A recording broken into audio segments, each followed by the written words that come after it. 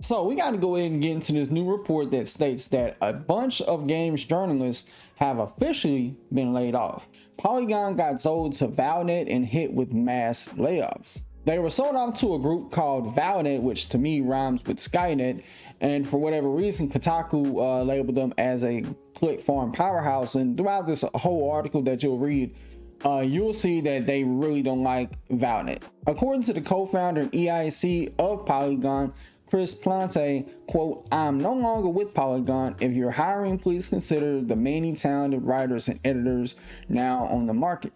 Every one of them deserves a spot on your staff. I won't be talking more about the sale because I wasn't involved. Going to hang out with my kids, taking wins where I can." The deputy editor Maddie Myers and the games editor Zoe Hanna are going to be among those that's going to be retained at Polygon, while there was a price that was not disclosed about the sale, but according to the executive editor Chelsea Clark, there was over at least 20 people that got laid off that Vox Media did not disclose. Senior reporter Nicole Carpenter said, quote, "I'll say more later, but I no longer have a job. I'm looking for work, as so are many of my amazing colleagues. I have a lot of ideas and things I like to write.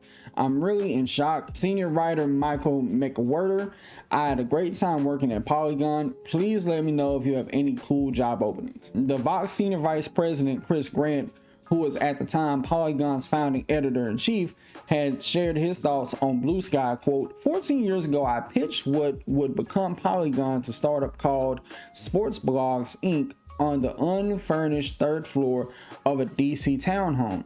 I held a laptop on my knees and went through a deck. Today, that same company, now called Vox Media, sold Polygon to Valnet.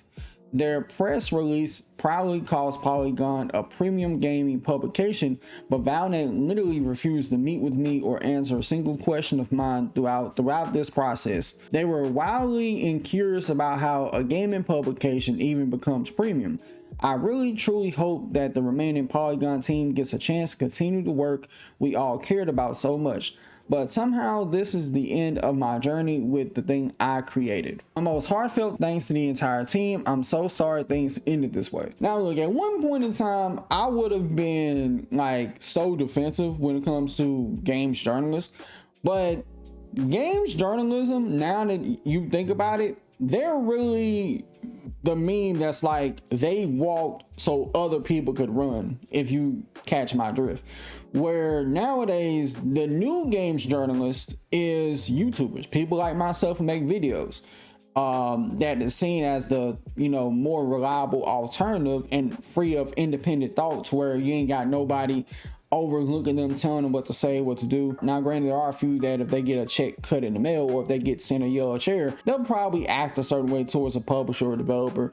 But outside of those few people, the masses typically look at YouTubers to provide commentary on what's going on in the games industry, or even review games more often than IGN, Polygon, and this, that, and the third. And it used to not always be that way. And the wild part is when you look at other forms of media, when it comes to like other commentary channels, when it comes to people who talk about politics on their YouTube channels, or hell, even people who talk about sports on YouTube, it seems like they're the alternative to what is already set in place. Meanwhile, when you look at the alternatives that exist, like the ESPNs, like the Fox Sports, like the TMZs of the world, there's no clear indication that those publications are going away. Like even when it comes to the mass news agencies like Fox News, MSNBC, CNN, like those media publications are going to be here to stay for years and years to come. And it makes me wonder, why didn't these gaming publications take a page out of their playbooks to make sure that they keep afloat, instead of having to go down the rabbit hole that they went?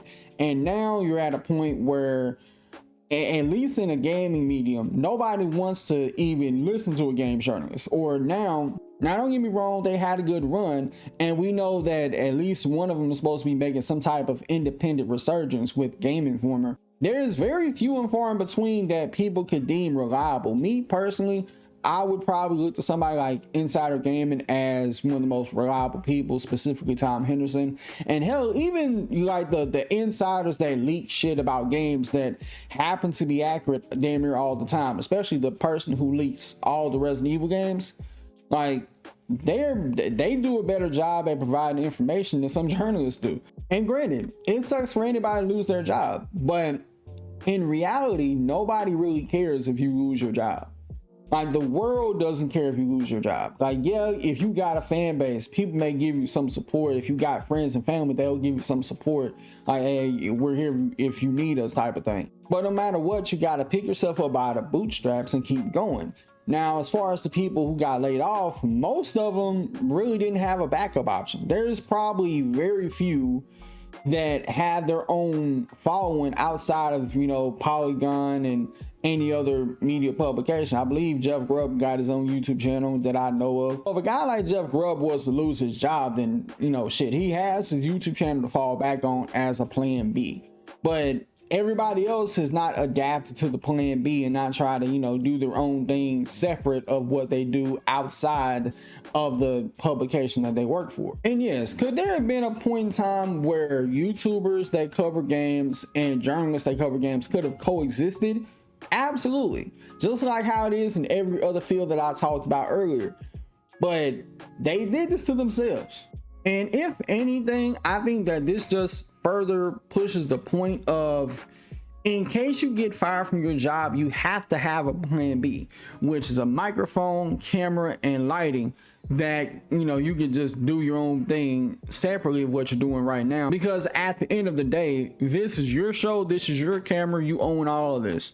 They won't be able to own none of that. They won't be able to have any little say so on what you talk about on your own platform. But all in all, games journalism had a great run from the years from when I was a little kid to when I was in high school, reading up on articles at school in class just to see what all the latest rumors and gossip about video games was. And granted, y'all walked so people like me and everybody else could run. But with that being said, y'all let me know what you think about this in the comments below. Till next time, I'll see y'all in the next video. Peace.